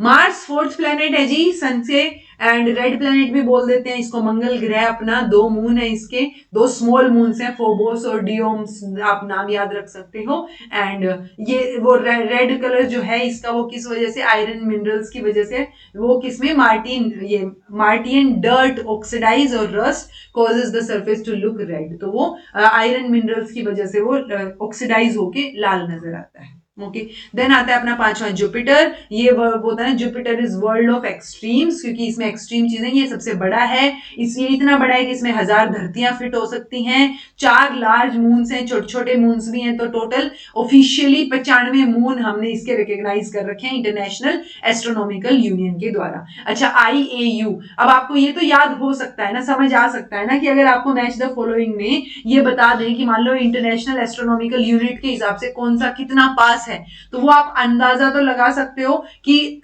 शुरू से लेके आखिरी तक कौन से हैं। ठीक है, तो mercury, Venus, Earth, Mars, Jupiter, ऐसे आपको ये सारे के सारे याद हो। ओके, अच्छा, ये जो 95 मून्स हैं ये 1979 में जो है, अच्छा 95 मून्स नहीं, जो जुपिटर में भी रिंग्स होती हैं, और जुपिटर की रिंग्स एक सरप्राइज की तरह निकल के आई जब नासा की जो 1979 में नासा के स्पेसक्राफ्ट ने इसके बारे में पता लगाया। ओके, ये शॉर्टेस्ट डे है सोलर सिस्टम में इसके पास, यानी जैसे हमारा 23.9 है एक दिन, इतने घंटे का है, ऐसे ही इसका है घंटा है जी 9.9, यानी अपने एक्सिस पे 9.9 घंटे में घूम लेता है एक बार। ओके, हाँ, सैटर्न ये 6th प्लेनेट है सन से, देन अपना सेकंड लार्जेस्ट प्लेनेट है, पहला कौन सा हो गया, जुपिटर। तो जुपिटर तो सबको पता है, सेकंड लार्जेस्ट पूछा गया है आपसे क्वेश्चन में भी एक बार, तो इसलिए सेकंड लार्जेस्ट पता हो आपको। तो सेकंड शॉर्टेस्ट डे है, वो 9.9 घंटे का दिन होता है जुपिटर पे, यहाँ पे 10.7 घंटे का दिन होता है, यानी ये अपने एक्सिस के अराउंड 10.7 घंटे में रोटेट कर लेता है। ओके, रोटेशन वर्ड यूज करते हैं जब वो अपने एक्सिस पे रोटेट कर रहा है, रिवॉल्यूशन वर्ड यूज करते हैं जब वो अर्थ सन के अराउंड रिवॉल्व कर रहा है। Okay, Saturn makes a complete orbit around sun, तो ये 29.4 अर्थ ईयर, यानी अब धरती के 29.4 साल हो जाएंगे, यानी कि 10,756 दिन हो जाएंगे, तब जाके वो एक जो है पूरा करेगा चक्कर, क्योंकि वो बहुत दूर हो गया ना, तो एक उसका सर्कल बड़ा हो गया एक तरीके से। ओके, देन है जी यूरेनस, ये 7th प्लेनेट है, 3rd लार्जेस्ट डायमीटर है इसका। Uranus appears to spin sideways, 28 known moons हैं इसके, बहुत कोल्ड और विंडी वर्ल्ड आपको यहाँ नजर आएगा, बहुत सारी रिंग्स इसके अंदर नजर आएंगी, सैटर्न में भी होती हैं। देन आपका यूरेनस जो है वो first planet found with the aid of telescope, तो टेलीस्कोप की मदद से इसको जो है वो 1781 में एस्ट्रोनॉमर विलियम हर्शल ने जो है वो फाउंड आउट किया था, बट माना नहीं गया था इसको जब तक कि बहुत अच्छे से, मतलब यूनिवर्सली इसको न्यू प्लेनेट की तरह 2 साल बाद एक्सेप्ट किया गया, जो कि जोहान अलर्ट बोर्ड की उसके बाद, मतलब इन्होंने जो ऑब्जर्वेशंस की उसके बाद एक्सेप्ट किया गया था कि अच्छा यूरेनस एक प्लेनेट है। देन है जी Neptune, 8th planet, most distant, सबसे दूर है ये, आइस जेंट इसको बोल दो, was the first planet located through mathematical calculations. ठीक है, नेपच्यून के 16 नॉन मून्स है, और भी होंगे जो हमें पता नहीं है। ओके, ओवरऑल ये चीजें हैं। अच्छा, एक और चीज, एस्ट्रॉइड्स की बेल्ट जो है वो आपको नजर आएगी किसके बीच में, पहले 4 और अगले 4 के बीच में, यानी कि ये क्या हो गया अपना मार्स और ये अपना जुपिटर, तो मार्स और जुपिटर के बीच में आपको नजर आएगी क्या, एक एस्ट्रॉइड बेल्ट। ये भी पूछा जा सकता है एस्ट्रॉइड बेल्ट किस किस के बीच में है, तो मार्स और जुपिटर के बीच में है जी। तो ये अपना धरती है, सॉरी सन है, सन के अराउंड आपका मरकरी, वीनस, अर्थ, मार्स, फिर जुपिटर, सैटर्न, यूरेनस, नेपच्यून, तो आपको ये याद रखने हैं इसी सीक्वेंस। ठीक है, ओके, अब 5 ड्वार्फ प्लेनेट ऑफिशियली रिकॉग्नाइज्ड है, तो उन 5 के एटलीस्ट नाम याद रख लो। एक है सिरिस, जो कि मेन एस्ट्रॉइड बेल्ट जो मार्स और जुपिटर के बीच में वहां है। प्लूटो सब में होता है ना ड्वार्फ प्लेनेट, क्यूपिर बेल्ट में, क्योंकि नेपच्यून के बाद हम सबको क्यूपिर बेल्ट बोलते हैं, तो वो क्यूपिर बेल्ट में एग्जिस्ट करता है। ये अपना जो है हायुमिया भी क्यूपिर बेल्ट में है, आपका मेकमेक भी क्यूपिर बेल्ट में है, और ये आपका जो 10th considered the 10th planet, एक बार इसको कंसीडर किया गया था प्लूटो के बाद, बट एरिस, ERIS, ये भी आपका क्यूपिर बेल्ट में है। ओके, तो सिर्फ सिरिस जो है वो आपका एस्ट्रॉइड बेल्ट में है, जो कि मार्स और जुपिटर के बीच में है, बाकी चारों के चारों जो है वो क्यूपिर बेल्ट में एग्जिस्ट करते हैं। क्यूपिर बेल्ट है क्या, जो आपके क्या बोलते हैं उससे आगे है, नेपच्यून से आगे सारा एरिया कवर कर। ओके अब वर्ल्ड ज्योग्राफी तो ऑब्वियसली हम याद नहीं करेंगे, बट वर्ल्ड ज्योग्राफी से रिलेटेड बहुत मेजर चीजें दो चार हैं जो आपको ये याद रखनी है। Okay major river indigo, Amazon, Mississippi, then आपका ये रियो ग्रेनेड, राइने, एटलीस्ट थोड़े नाम ध्यान रह जाए। ओके नील रिवर ये पॉइंट तो याद रख सकते हो, लॉन्गेस्ट रिवर है, लेक विक्टोरिया से ओरिजिनेट होती है। ओके लार्जेस्ट रिवर सिस्टम किसका है? मिसिसिपी का है। अमेजोन जो है वो वर्ल्ड लार्जेस्ट रिवर है वॉल्यूम के हिसाब से, और सेकंड लॉन्गेस्ट है, सबसे लंबी नील है, बट अगर आप वॉल्यूम के हिसाब से देखोगे तो अमेजोन सबसे लार्ज है, और लंबाई के हिसाब से देखोगे तो अमेजोन दूसरे नंबर पे है। ओके देन है world largest hot desert. Hot desert Sahara है, इंडिया में एक डेजर्ट है थार डेजर्ट जो इंडियन डेजर्ट सबसे बड़ा है। अच्छा वर्ल्ड लार्जेस्ट हॉट, क्योंकि हॉट इसलिए बोला गया क्योंकि कोल्ड भी तो डेजर्ट है, तो डेजर्ट तो कोल्ड भी हो सकता है, हॉट भी हो सकता है। तो अगर लार्जेस्ट डेजर्ट पूछे, एंटार्क्टिका ऑप्शन में हो तो उसको लगा देना, लार्जेस्ट हॉट डेजर्ट पूछे तो सहारा को लगा देना, लार्जेस्ट डेजर्ट पूछ दिया बट एंटार्क्टिका ऑप्शन में नहीं है तो सहारा के साथ जाएंगे।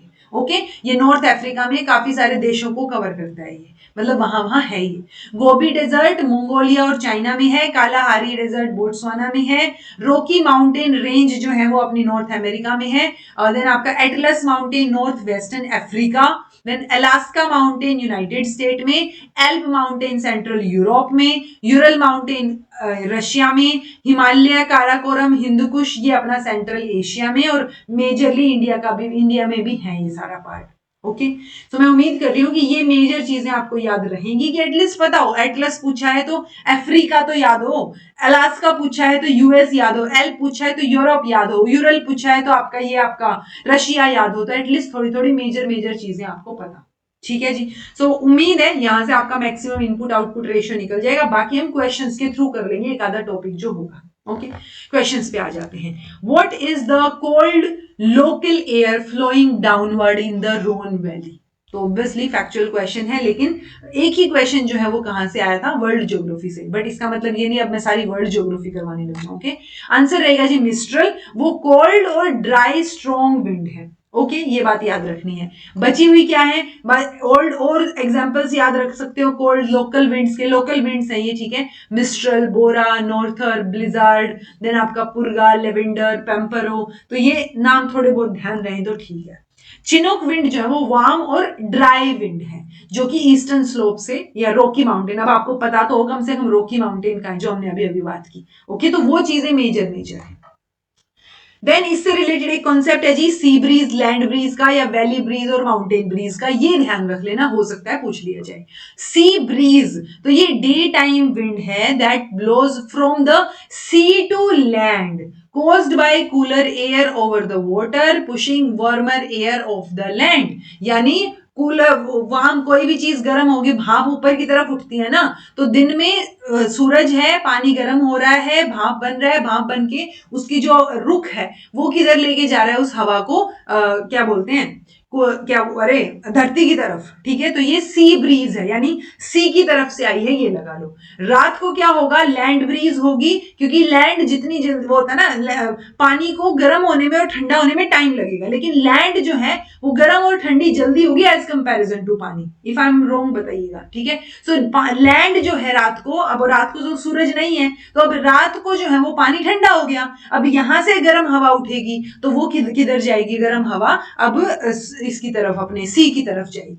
ठीक है तो ये आपको पता हो, सी ब्रीज में सी से हवा आ रही है और लैंड ब्रीज में लैंड से हवा जा रही है। ओके देन है माउंटेन या valley breeze. Valley breeze during the day sun heats the mountain slopes causing warm air to rise up the slopes creating a valley breeze। तो घाटी ऐसे सारी चीजों से, मतलब जब सन बहुत सारे माउंटेन से गिरी हुई है उसको घाटी बोलते हैं ना, तो वो फिर वहां से हवा उठती है, ठीक है, क्योंकि वो गर्म हो गई है चीजें। अब वो हवा ऊपर की तरफ उठी तो उसको वैली ब्रीज बोल दिया, और रात को जो है वो कूल डाउन होगी क्विकली, क्योंकि स्लोप्स जो है वो क्विकली कूल डाउन होते हैं, क्विकली जो है वो गर्म हो जाते हैं, जो मैंने धरती के बारे में बताई चीज। ठीक है सो अब यहाँ पे क्या होगा? माउंटेन की तरफ से नीचे की तरफ आएगी तो उसको माउंटेन ब्रीज या कैटाबैटिक विंड बोल दिया। ओके जी next question, which of the following Indian state is situated in north of the tropic of cancer. तो नॉर्थ में कौन सा है, तो ये तो एटलीस्ट आपको पता हो कहां कहां से होके गुजरती है। तो 8 स्टेट्स हैं, 8 से होके गुजरती है। यहाँ पे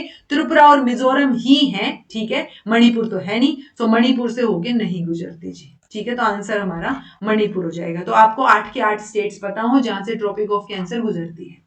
Bhima river is the main tributary of, तो भीमा रिवर किसकी ट्रिब्यूटरी है, कृष्णा की, गोदावरी की, गंगा की या फिर महानदी की। तो एटलीस्ट आपको थोड़ा ध्यान रहे कि अच्छा गंगा की तो नहीं था, तो किसकी है, तो ये काव्य कृष्णा नदी की, ये आंसर रहेगा। Okay, which of the following countries separated itself from China, May 2021 में। तो देखो मई 2021 का क्वेश्चन पूछा गया है जब 10वें महीने में पेपर हो रहा है, यानी करंट अफेयर्स आपसे जरूरी नहीं है कि बहुत पहले के ही पूछे जाएंगे। ओके, सो एटलीस्ट मई, जून, जुलाई, अगस्त, सितंबर, यानी कि 4-5 महीने, चलो इस साल के महीने छोड़ दो, उससे पहले के करंट अफेयर्स आपको थोड़े कवर करने पड़ेंगे। ओके, सो ये उस टाइम का करंट अफेयर है। इसका आंसर ल्यूथेनिया था, तो दोबारा तो शायद ना पूछा जाए।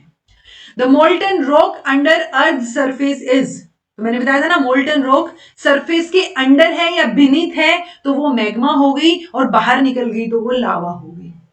Okay, which of the following element is found in monazite sand, तो काफी फेमस नाम है ये मोनाजाइट, यही पूछा जाएगा दोबारा। अदरवाइज बहुत ज्यादा हमें इसमें जाने की जरूरत नहीं कि हम ऐसा क्वेश्चन दोबारा और करें या और डिटेल में जाएं। तो आंसर थोरियम रहेगा, और मेजरली केरला में ज्यादा थोरियम के क्या है, reservoirs. Among the following cities, which one is nearest to tropic cancer? तो ट्रॉपिक ऑफ कैंसर के नियरेस्ट पूछा है आपसे, तो नियर देखो राजस्थान से तो यहां से कवर हो रही थी कहीं, ये राजस्थान का एरिया, अब यहां से बहुत बड़ा राजस्थान बच गया, तो जोधपुर पास में ही हो, कम गारंटी है, दिल्ली भी दूर हो गया, बट यहाँ वेस्ट बंगाल के पास कोलकाता जो है वो सबसे करीब पड़ेगा, तो कोलकाता सबसे करीब है इन ऑप्शंस में से। Okay, Which one of the following dams is constructed across Bhagirathi river, तो मैंने बताया था आपको एटलीस्ट पता हो कौन से रिवर पे कौन सा डैम है, तो टेहरी डैम है जी भागीरथी पे। ओके, सदर्न मोस्ट, ये दोनों शिफ्ट में पूछा गया था। Southern most point of peninsular India that is Kanyakumari, is Kanyakumari है जो हमने इंदिरा कोल पॉइंट की बात की थी, है ना, वही। अच्छा बताओ सदर्न मोस्ट पॉइंट, ये north of tropic of cancer है, साउथ ऑफ इक्वेटर है, साउथ ऑफ कैप्रिकॉन है, या नॉर्थ ऑफ इक्वेटर है। तो देखो ये इक्वेटर है, भारत कहीं यहाँ है, यहां से ट्रॉपिक ऑफ कैंसर जाती है। ओके, ये सदर्न मोस्ट पॉइंट मान लो यहाँ है मेरा, मैंने ये मान लिया इंडिया की सदर्न मोस्ट। ओके, अब ये जो ट्रॉपिक ऑफ कैंसर है इसके तो साउथ में है, बट यहाँ तो आंसर ही नहीं दे रखा। साउथ ऑफ कैप्रिकॉन, कैप्रिकॉन तो यहाँ है उसके साउथ में नहीं, कैप्रिकॉन के तो ये नॉर्थ में है, ये भी नहीं है। नॉर्थ या साउथ ऑफ इक्वेटर, ये इक्वेटर है, इक्वेटर के ऊपर की तरफ है, तो नॉर्थ में हुआ ना, तो आंसर नॉर्थ ऑफ इक्वेटर। तो आपको अगर बेसिक्स जो चीजें मैंने बताई है ना, बेसिक वहां से आपके क्वेश्चन सोल्व हो जाएंगे। ओके, अब जैसे ये है मरकरी, वीनस, अर्थ, मार्स, सन से डिस्टेंस पूछा है। अब डिस्टेंस याद रखने की क्या जरूरत है, आपको यूनिट आएगा ये एस्ट्रोनॉमिकल यूनिट, आपको ये तो याद है ना कि कौन सा दूर है कौन सा नहीं है। तो पहला मरकरी है, फिर वीनस है, फिर अर्थ है, फिर मार्स है, तो इसी सीक्वेंस में लगा दो। मरकरी सबसे पास है, तो सबसे पास क्या हुआ 0.4, ठीक है। उसके बाद वीनस है पॉइंट, अच्छा ठीक है यही तो दे रखे हैं, वीनस देन 1 देन 1.5, तो 1 2 3 4 होना चाहिए, आंसर ए हो गया, ठीक है। Which state produces the most coffee in India, तो ये भी 2 शिफ्ट में पूछा गया है, हो सकता है रिपीट हो जाए। तो कौन सा स्टेट सबसे ज्यादा कॉफी प्रोड्यूस करता है, तो कर्नाटक रहेगा जी। रफली 70% पूरे देश में जितनी कॉफी प्रोड्यूस होती है 70% कर्नाटक करता है। कॉफी पूछा गया है, टी नहीं पूछा गया, बट टी पूछा जा सकता है। तो असम जो है वो लार्जेस्ट टी प्रोड्यूसिंग स्टेट है। असम के बाद दूसरे नंबर पे वेस्ट बंगाल आता है, क्योंकि असम तो हो सकता है सबको पता हो, तो वेस्ट सेकेंड लार्जेस्ट पूछ लें, तो second largest T producing state है ये। दार्जिलिंग टी के नाम से ज्यादा फेमस है, टी के लिए ज्यादा फेमस है, और उसके बाद तमिलनाडु और केरला भी है लाइन में। Okay, which type of mango doesn't have seed, तो कौन से मैंगो में बीज नहीं होता है, रत्ना, देन आपका बॉम्बे ग्रीन, कृष्णा भोग, और इंडस या सिंधु। आंसर सिंधु रहेगा, बट ऐसा नहीं है कि इसमें बीज होता ही नहीं है। ये रत्ना और अल्फांसो मैंगो की हाइब्रिडाइजेशन से बनाया गया है ये वेराइटी, और ये सीडलेस करके मार्केट में बेचा जाता है, बट बहुत छोटा, बहुत थिन सीड इसके अंदर होता है। ओके, बट बाकियों में बहुत बड़ी गुठली होती है आम की, तो ये कंपैरेटिवली बहुत पतली और छोटी रहेगी, तो उस वजह से इसको सीडलेस नाम बोल के बेचा जाता है। Okay, in which state the Suvil river project is going on, तो कौन से स्टेट में है, तो इनमें तो नहीं है, ठीक है। कौन से में है ये सुविल रिवर प्रोजेक्ट जो है वो अपना हिमाचल प्रदेश, ठीक है। अब ये Sunil stream, on the Sunil stream जो कि ट्रिब्यूटरी है रावी रिवर की, तो ये बात याद रखिए क्योंकि ये पूछी गई है। तो ये सुविल रावी रिवर की, सुविल रिवर जो है वो रावी रिवर की ट्रिब्यूटरी है और हिमाचल प्रदेश में है। ठीक है। In which state does the monsoon reach first, तो ये अपना है, यहाँ अरेबियन सी से मॉनसून सबसे पहले आते हैं, तो केरला में आते हैं सबसे पहले। रिवर्स मॉनसून जो है वो तमिलनाडु में आते हैं। ठीक है। ओणम फेस्टिवल, ये तो बचपन में भी पढ़ा हुआ है। इस तरीके के लिए तो, इस तरीके की चीजों के लिए तो प्रिपेयर करने की जरूरत नहीं होनी चाहिए, आपको पता होनी चाहिए कौन सा। It's like major Durga festival कहाँ मनाया जाता है, वेस्ट बंगाल में, तो आपको पता हो कि कौन सा मेजर फेस्टिवल कहाँ। बैसाखी बोला तो पंजाबी आएगा ना, तो वो चीजें पता हो, मेजर मेजर, वो तो कॉमन सेंस है। तो ये Kerala. Which is the seventh planet from the sun, तो सेवंथ एट्थ प्लेनेट है, एट्थ अपना नेपच्यून है, नेपच्यून से पहले यूरेनस है, सैटर्न है और अपना जुपिटर है। जेसन, अरे वाह, याद रखिए, देखो कितना बढ़िया।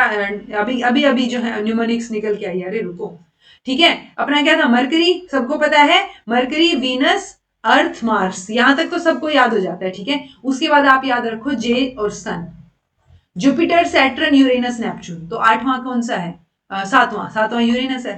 ठीक है। विच of the following tributaries of Indus does not flow through Pakistan, तो पाकिस्तान से फ्लो नहीं करती, तो ब्यास। ठीक है। विच of the following cities is not situated on the right bank of Ganga, मतलब सोचने वाला क्वेश्चन, राइट बैंक पे नहीं है वो पूछा है, आंसर वाराणसी रहेगा। अब आपको याद रखने वाली चीज ये है कि हरिद्वार, कानपुर और प्रयागराज ये लेफ्ट में है, और जो आपका क्या बोलते हैं, अरे राइट में, अच्छा ठीक है ना, तो ये राइट में नहीं है ना, तो ये सारे राइट में है, हरिद्वार, कानपुर और प्रयागराज, और आपका वाराणसी जो है वो लेफ्ट में है। और क्या बोलते हैं, ये रहा लखनऊ, ये कि ये इन्फॉर्मेशन याद रख लो नई जो मैंने ऐड की है। लखनऊ जो है वो गोमती नदी के किनारे स्थित है, तो हो सकता है ये भी पूछ लिया जाए क्योंकि लखनऊ अपना जो यूपी में रिलेटेड है। ठीक है। सो ये चीज याद रखिए। Who among the following discovered the variable star named as Delta Cephei, तो ये हो सकता है हमें लगे कि अरे ये तो शायद करंट अफेयर होगा, मैंने ही नहीं पढ़ा होगा, लेकिन नहीं, 1784 में ये वेरिएबल स्टार जो है वो डिस्कवर किया गया था गुडरिच के द्वारा। तो हो सकता है ये बहुत पुराना क्वेश्चन है, रिपीट कर दें इसको। Okay. Tenure of Chandrayaan rover mission, तो चंद्रयान मिशन 1 2 3 तीनों के ईयर आपको याद होने चाहिए, वो आप मुझे कमेंट करके बताइएगा चंद्रयान मिशन कब कब भेजा गया। ओके। 25, 18, 14 दिन, 30 दिन। तो चंद्रयान रोवर जो वहां पे उतर के रोव करेगा, मूव करेगा उसके ऊपर, तो चांद के ऊपर, तो वो कितने दिन में जो है उसका टेन्योर कितने दिन का है, तो 14 दिन का है। ओके।